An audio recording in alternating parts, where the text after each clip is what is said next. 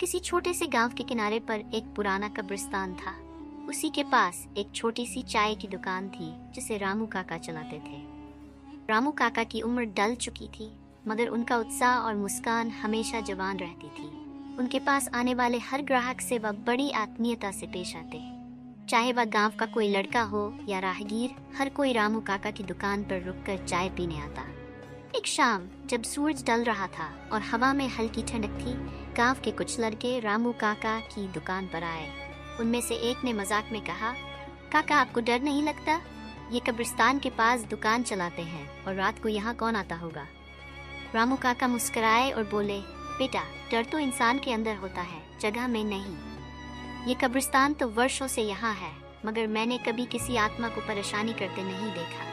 लड़कों में से एक, जो थोड़ा चंचल था, हंसते हुए बोला, अरे काका, ये तो आप कह रहे हो, लेकिन रात में यहाँ आकर तो देखो, हड्डियाँ कांप जाएंगी। रामू काका ने चाय के कपों को साफ करते हुए शांति से जवाब दिया, बेटा, असली डर मौत से नहीं, जीवन से है।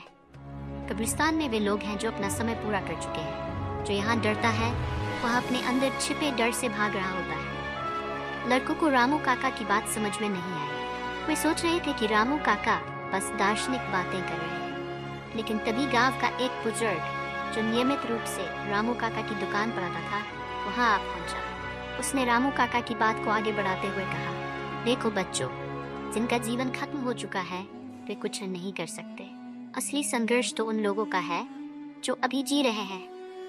हमें डर तब लगता है जब हम अपनी जिम्मेदारियों और कर्तव्यों से भागते हैं। एक लड़का, जिसे घर की आर्थिक समस्याओं का सामना करना पड़ रहा था, अचानक गंभीर हो गया।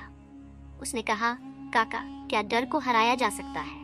रामू काका ने उसकी आंखों में देखते हुए कहा, डर को हराया नहीं जा सकता, पर उससे दोस्ती की जा सकती है।